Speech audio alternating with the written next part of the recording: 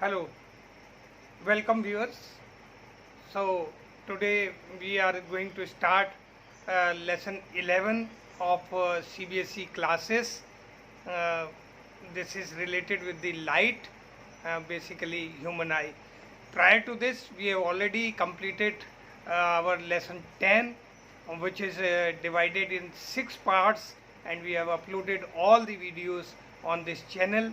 And there is a playlist also. If you see that playlist, you will be able to see all the lessons in sequence, and your all the chapter will you will find it very convenient to study from that point. Now continuing further in that endeavor, now we are starting our lesson 11, which basically comprises of the function of human eye, the correction of defects of the eyes, and then some of the secrets of this colorful world, which can be explained by means of dispersion, refraction, and scattering, etc. So let us start today with the construction of human eye and how does it function as far as the image formation and other things are concerned. Let us try to see it. So please. So this is the diagram of human eye. Generally we have drawn only the schematic of eye, which is necessary for our understanding of the image formation and function of eye, as what are the construction, what is the construction of eye and how does it function, what are the physical phenomena which take place while viewing some objects. You know that with the help of our eyes we can see any object, we can perceive their colors, we can see them in total. So this is very strange, and we will try to explain by means of the diffraction phenomenon of the physics that how the things take place. So let us first of all try to understand the construction of eye and the terms, the major important components of the eye, which play important role in image formation and making us understand what the object is, what the color of object is, what is the size of the object, and everything we can understand through this eye. So basically the eye is a totally spherical, this is complete eye. The shape of the eye is totally spherical, and the in front of eye there is a bulging, convex bulging. It is, this portion is bulging out. This is known as the cornea portion of eye. So starting from this very function, this bulged portion of eye, which we term as cornea of eye. Then we can see iris is there. Iris is that black circle you can see in the eye between among the white material, that black circle type, a bigger circle is there, that is known as iris. That is not absolutely black. In some persons it may be black, in some persons it may be brown, in some persons it may be greenish or greyish. It is not black, but it is having so many cells, it works like a diaphragm. And in the center of this there is an aperture type of very small component is there, that is known as pupil of the eye. So the function of iris, that is big black or greenish function. The purpose of this iris is to control the amount of light which should pass through this pupil and the size of the pupil. How much should be the size and what should be the amount of light that should be allowed to pass through this pupil. Depending upon that, if the size of pupil reduces or increases, and the light passing through the pupil is absorbed completely at the retina. That light, that's why the pupil is always black. Pupil pupil of any human eye is always black, totally black, because every part of the light is passing through is absorbed at the retina and nothing is reflected back. So it looks only black. So behind this there is a crystalline lens. Crystalline lens type structure is there, which is filled with some material, and it functions as convex lens inside the eye. So the eye basically at the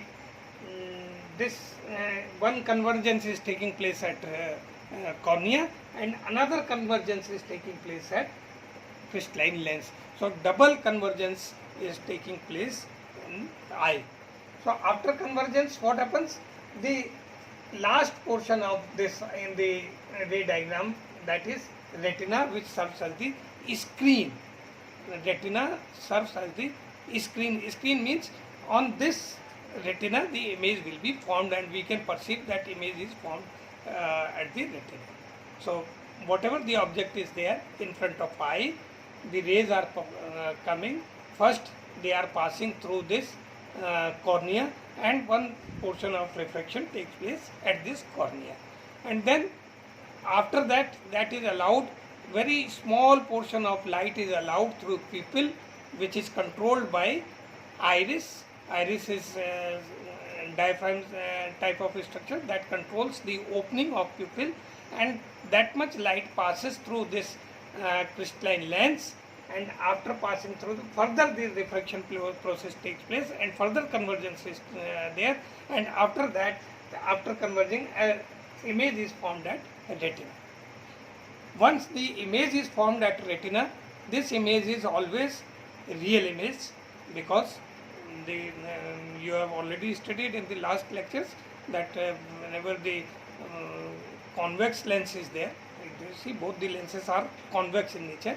Both the lenses are at the cornea and lens, this eye lens, both are convex in nature, and therefore the image formed will be real. It will be inverted and diminished. So three qualities of the image will be there. It will be highly diminished, it will be formed at the focus point, or this retina is adjusted such that this retina is the focal point of this convex lens, so that images are formed at this particular point.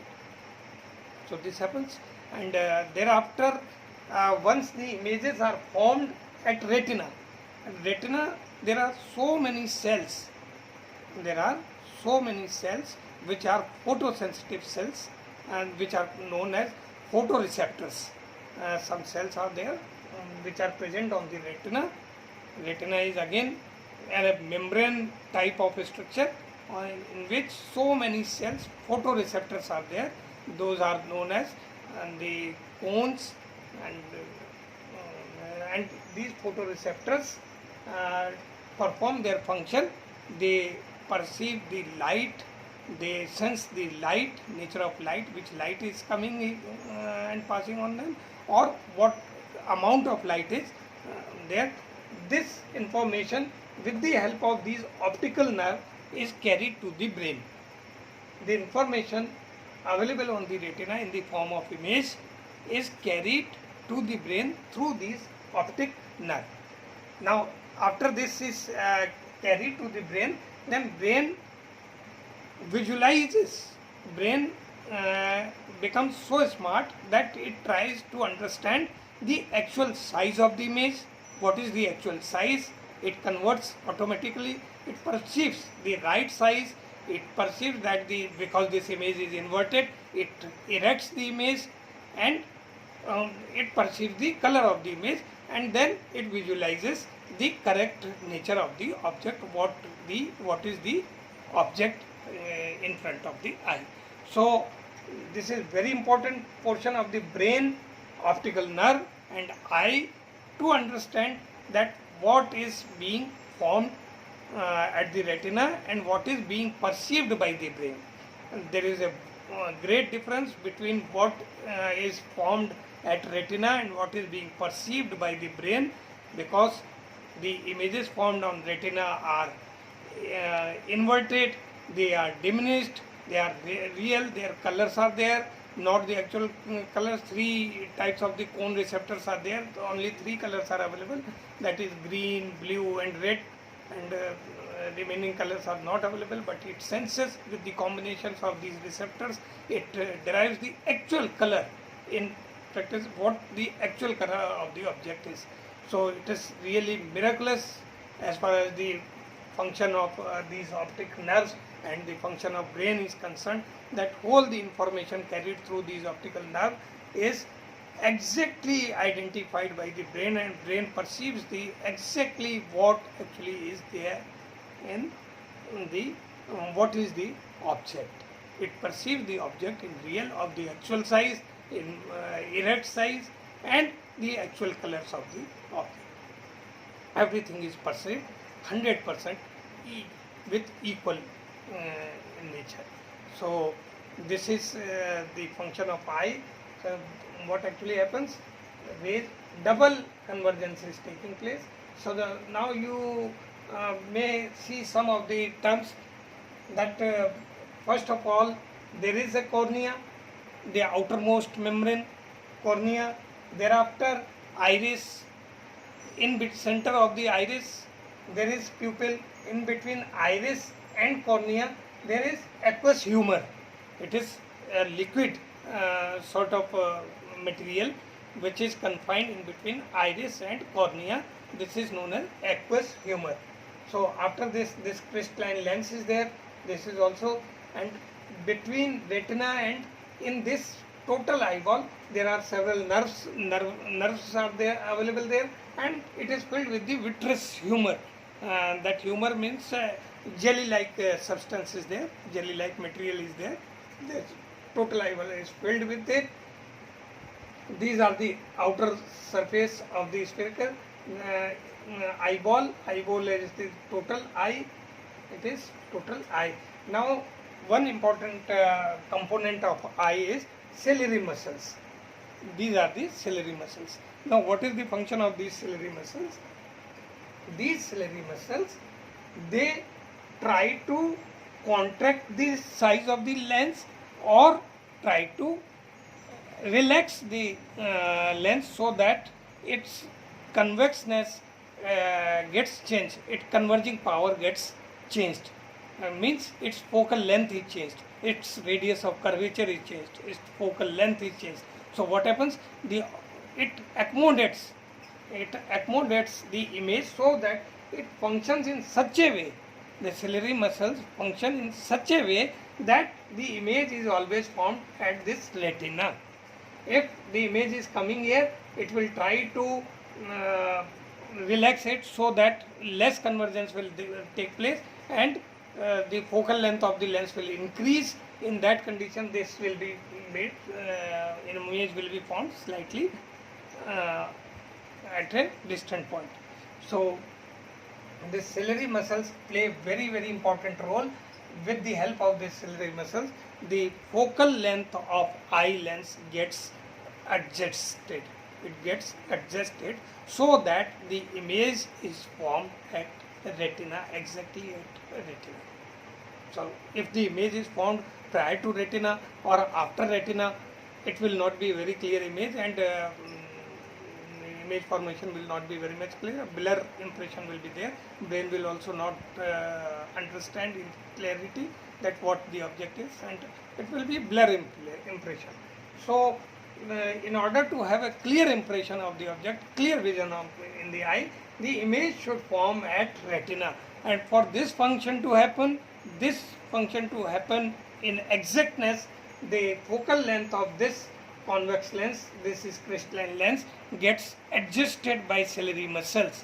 They either relaxes or they contract so that the focal length of this lens gets changed in such a way that the image is lights emergent on this lens are focused have meant to meet at this retina. So I will try to explain this with the help of a simple diagram, a ray diagram. Let us try to make the ray diagram with the help of these components after the completion of this eye.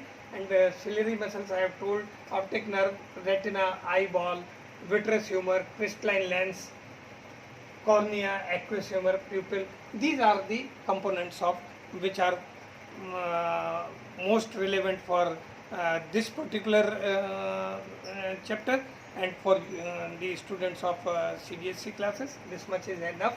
These components are more than enough to understand, and this is the structure of eye. Now I will try to explain the image formation with the help of a ray diagram, that how the image is formed. Okay, let's try to make the ray diagram. So in this schematic, let us try to understand that AB is simply an object which is available in front of eye. It is now we want to see how the image of AB is formed. Now see, first of all, it will go and the light will pass, fall from this AB object on cornea of the eye. This cornea functions as one convex lens. One convergence takes place at this place. The first convergence of the light rays takes place at cornea. So what happens? This ray from BP, which was parallel, got slightly deviated this way, and the ray through optical center had passed and struck this lens on R straight away. Now further, the second convergence will take place on this lens, that is known as eye lens. Now this is the actual eye lens. This will fine tune. Now the purpose of the fine, because one convergence has already taken place on the retina and both the rays are passing, this is for the fine tuning of the convergence. At this point what happens? This ray will further converge and pass like this. This will pass like this after convergence in the convex lens, we have already seen. And this ray will also be converged. It will move towards the principal, it will deviate towards the principal axis, and it will go and both the rays will meet. At this point where it meet, this is known as retina screen, and the image, inverted image A dash B dash is formed at retina. Retina serves as the screen. Retina is the screen. In this case, these two lenses are there on which the lens falls. In between, here the medium is air, then it is glass, then some material is there, that is known as aqueous humor. In between, some transparent medium is there, jelly-like medium, and again this is the portion of eyeball in which the vitreous humor is there. And then on retina, we know so many photoreceptors are there which senses the nature of the image and send the electrical signals to the brain through optical nerve. These photoreceptors, the main work of the photoreceptors is to generate the electrical signals and send through the optical nerve to brain. So then brain perceives the actual body, what how much inversion has taken place, how much magnification has, diminishing has taken place. This all is converted by the brain, and actual image is visualized or perceived by the brain. So this is the construction and formation of the image in human eye. Generally, in our next ray diagrams, we won't consider two lenses here, because both the lenses, we will try to consider both lenses in one form. We will consider as the eye lens only, including the corneal refraction pattern and the eye refraction from the main eye lens. We will combine them and we will treat them as one lens.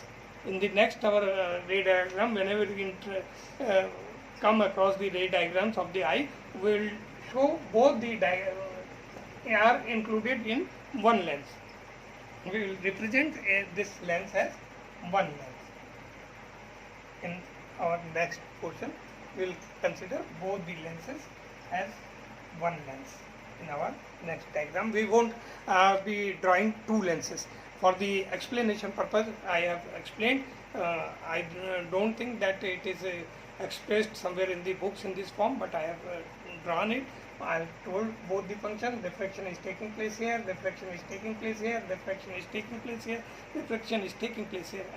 At 4 points I have shown you the reflection, and this total reflection after this image is formed.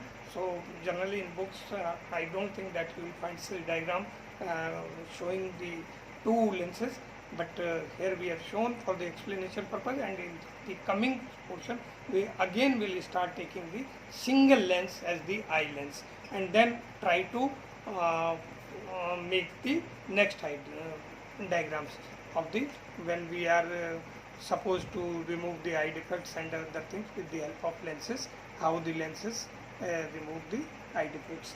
So now let us discuss about the diseases of eye. What are the possible diseases?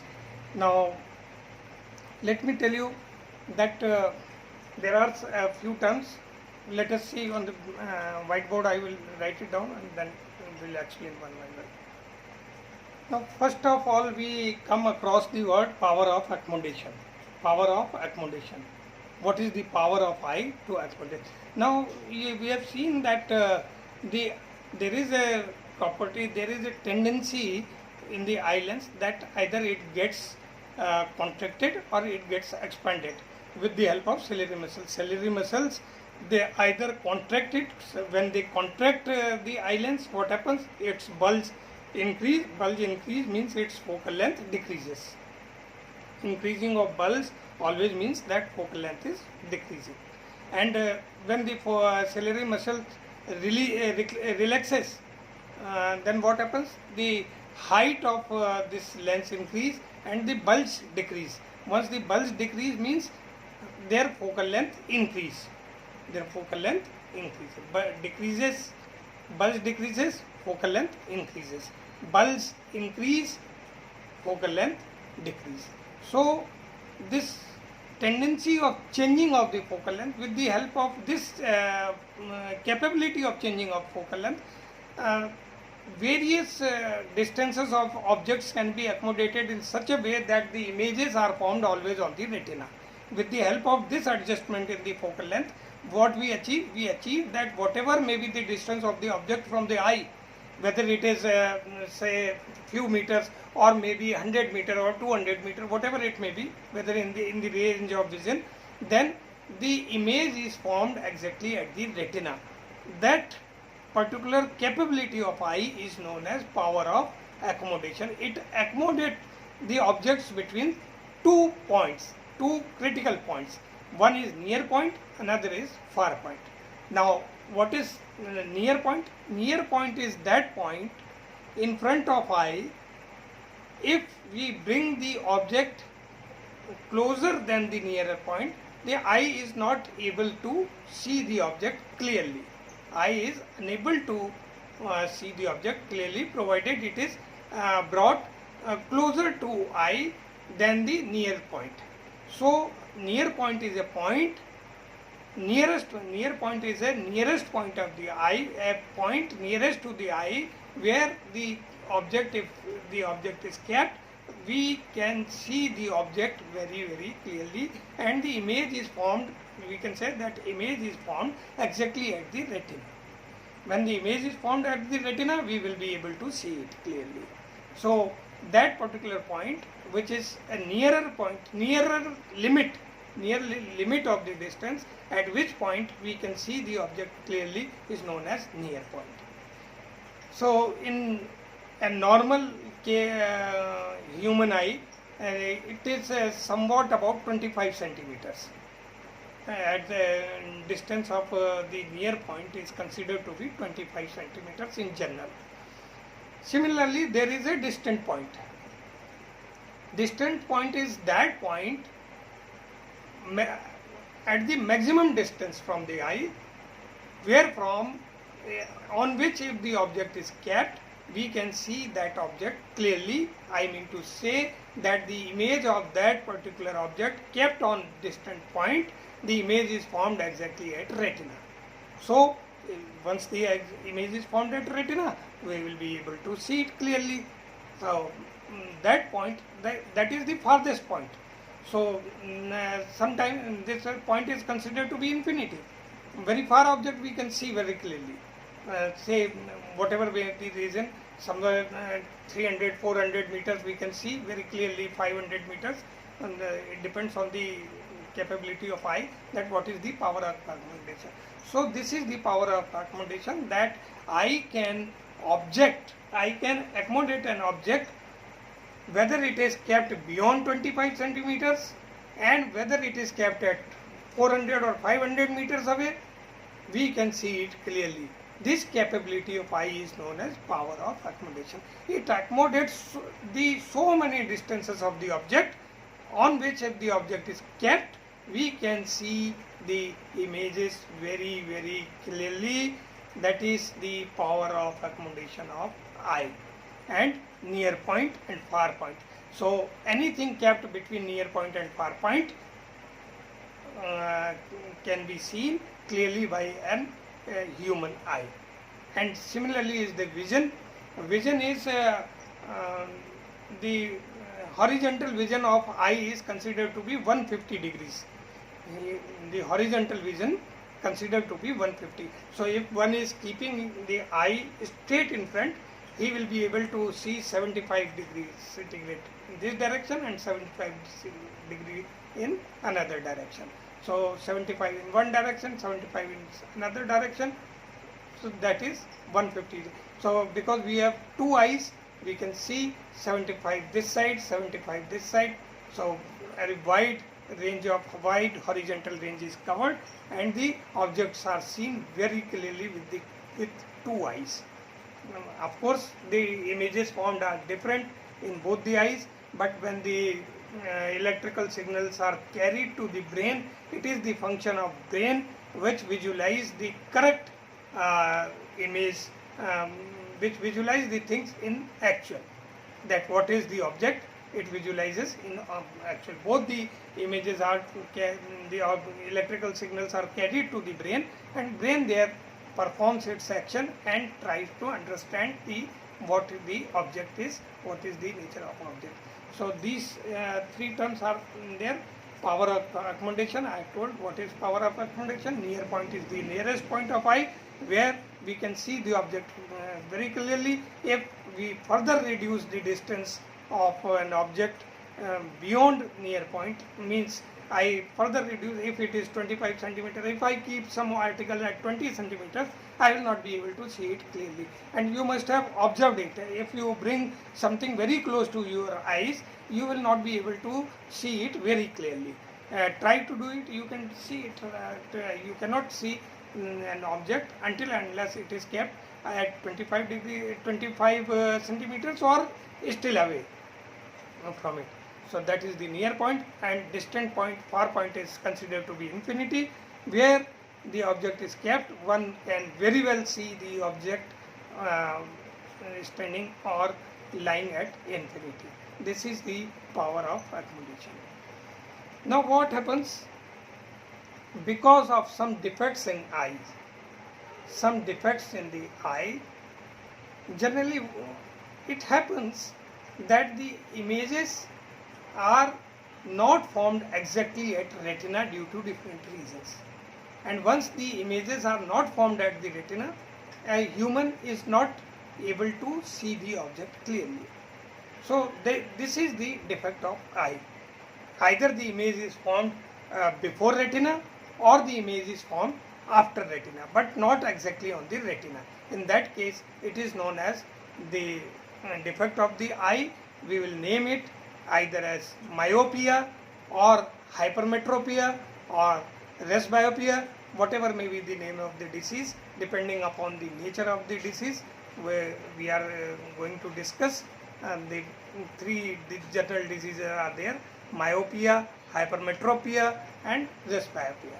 So let us try to discuss these diseases one by one. So when we discuss about the vision related defects of the eye. These are generally categorized in three categories. Number one is myopia. Number two, hypermetropia. And number three, presbyopia. These two are important, myopia and hypermetropia. Presbyopia, of course, is a common factor which comes in the life of the aged person, and this is a very common sort of disease and corrected with the help of spectacles. So, myopia is a disease, it is a defect, vision related defect, in which a person is of course able to see the nearer objects, its near point is intact, whereas it is unable to, or he is unable to see the distant objects clearly. Distant objects are not seen clearly, he can see the nearer objects very clearly, so it is also known as nearsightedness. Nearsightedness. In this, one can see the nearer objects clearly. There is no problem with when seeing the nearer objects. He can very well see them. It is nearsightedness, but the objects kept at a distance, far point, are not. We can say that far point is distant. Far point is disturbed. And how the far point is disturbed? If the far point goes beyond infinity, there is no question of disturbance. Means far point comes closer.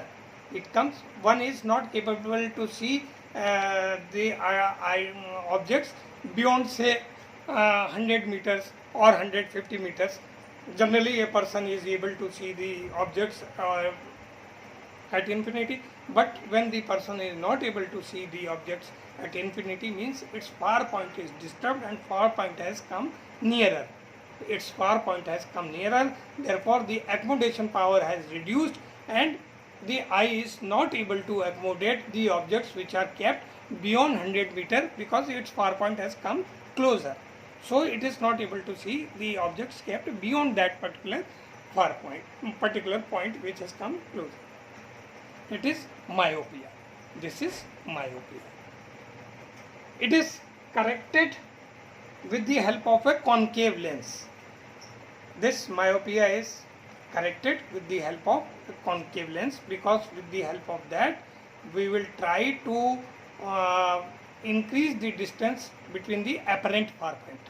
The apparent far point goes far away with the help of concave lens. Then hypermetropia, exactly reverse to myopia. In this, what happens? A person is able to see the objects which are far away from him. It means the far point is not disturbed. Far point is intact. He can see the objects lying at infinity, beyond infinity, whatever you may call it.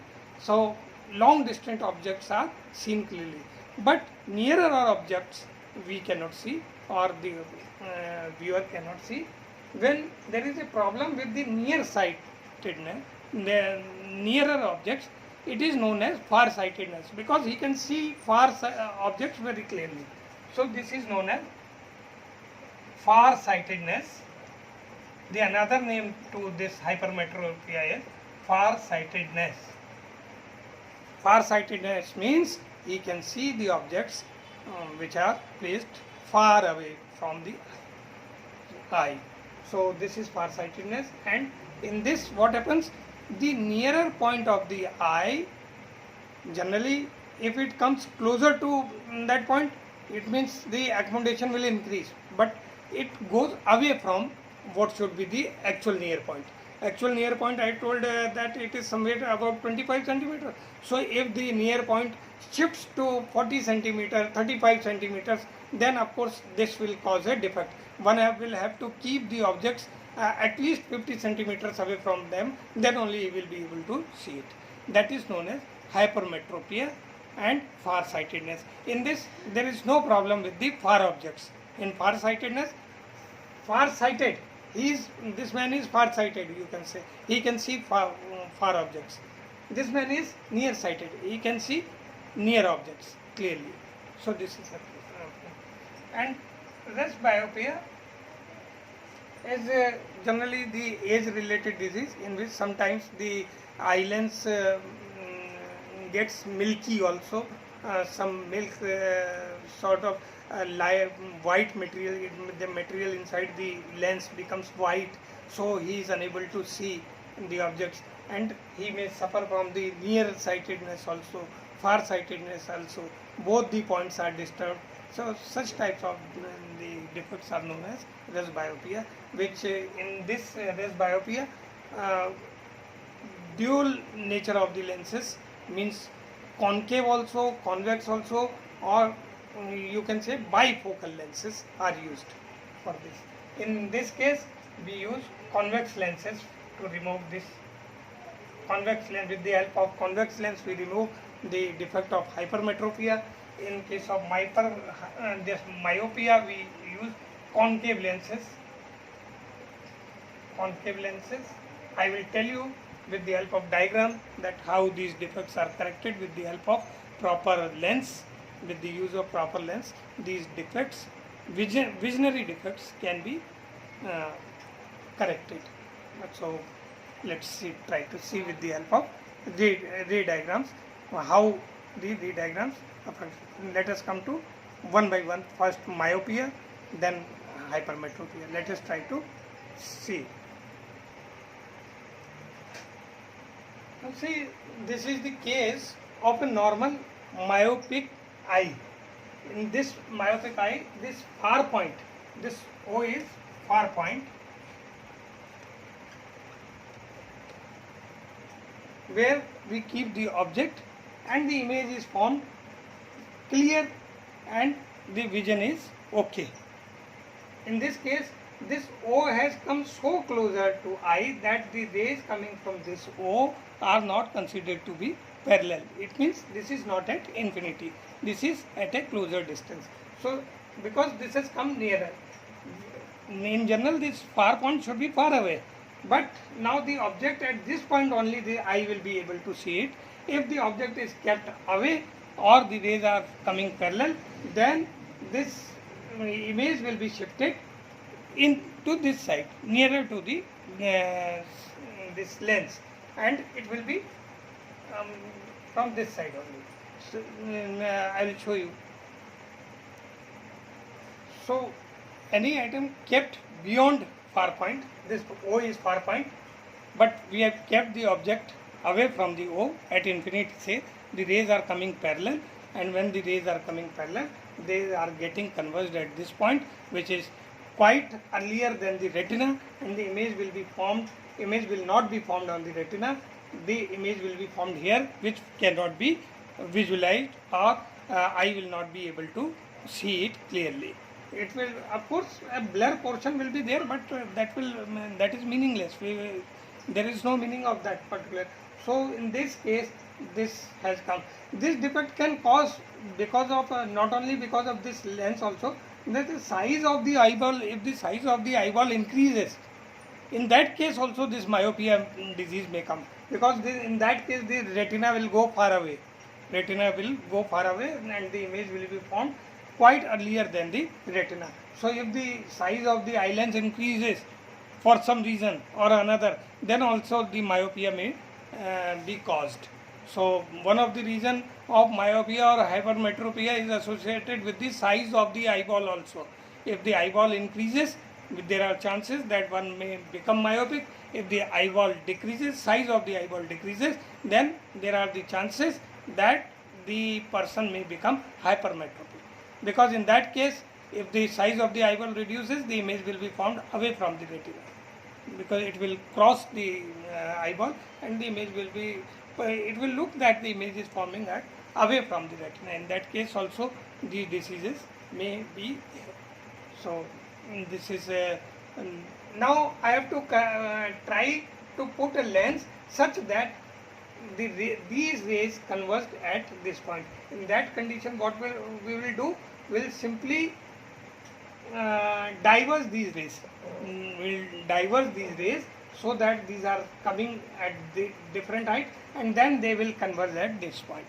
So to diverge this, I will simply put a concave lens. I will put a concave lens here. This is a concave lens. In that case, this ray will diverge, this ray will diverge like this, this will go, and after here these will converge at this point. So once I put a concave lens of the proper dimensions, what happens? These rays converge, and anything kept at this point, the image is formed at this point. So with the help of concave lens, this myopia can be cured.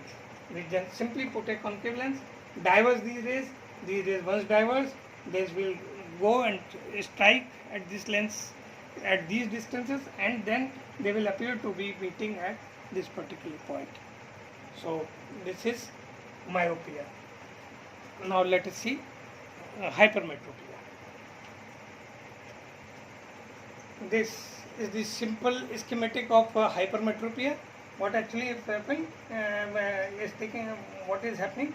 If the object is placed at near point here, then these rays are falling on this lens, and after converging, they are converging and meeting at a distance very far away from the retina.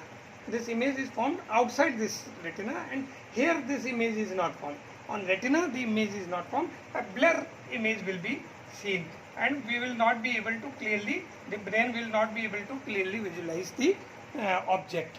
So this is known as hypermetropia, and actually what has happened in hypermetropia, this nearer point has gone to this point. Now this has become the nearer point. If the rays are going from this point, then these are meeting at this point. This will take place. So what we'll do, we will put a convex lens in this case. In this case, what we'll do, let me with another diagram.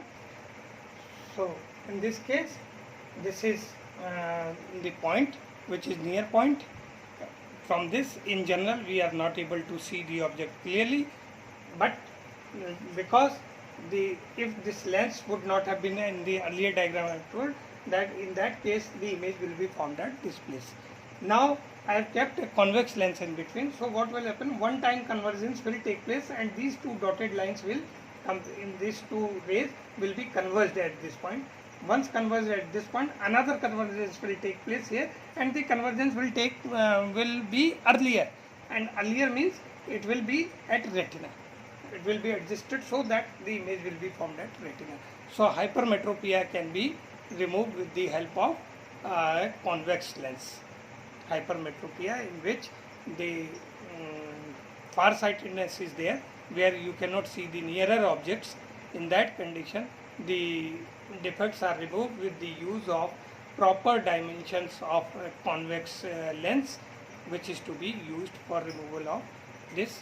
So spectacle in the while designing these spectacles, what is done, the convex lenses are used for removing hypermetropia.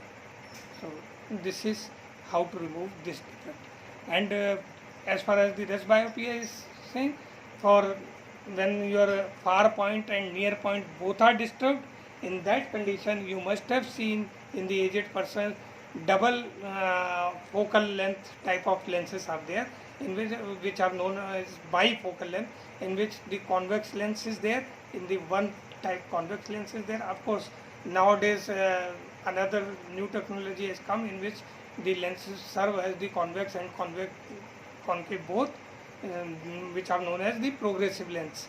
But for your syllabus, it is enough that you understand that bifocal lenses are used for removal of diseases related with the presbyopia, in which the far point and near point both are disturbed. In that condition, we use the bifocal lenses. Thank you very much. So this is enough for the human eye and its defects and their removal. So please go through right from the starting of the video, and then as usual for the next chapter, do subscribe do press bell icon and like the video if you understand the things which I have tried to explain you in the simplest English, and you must be benefiting by using these videos. Please do like, do share, and wait for the next video which will be available very soon, and rather in continuation only. Now we'll pick up this topic and there will be no much delay. So welcome for the next video. Keep waiting, not for a longer time. It will be available very short. Thank you very much. Good day.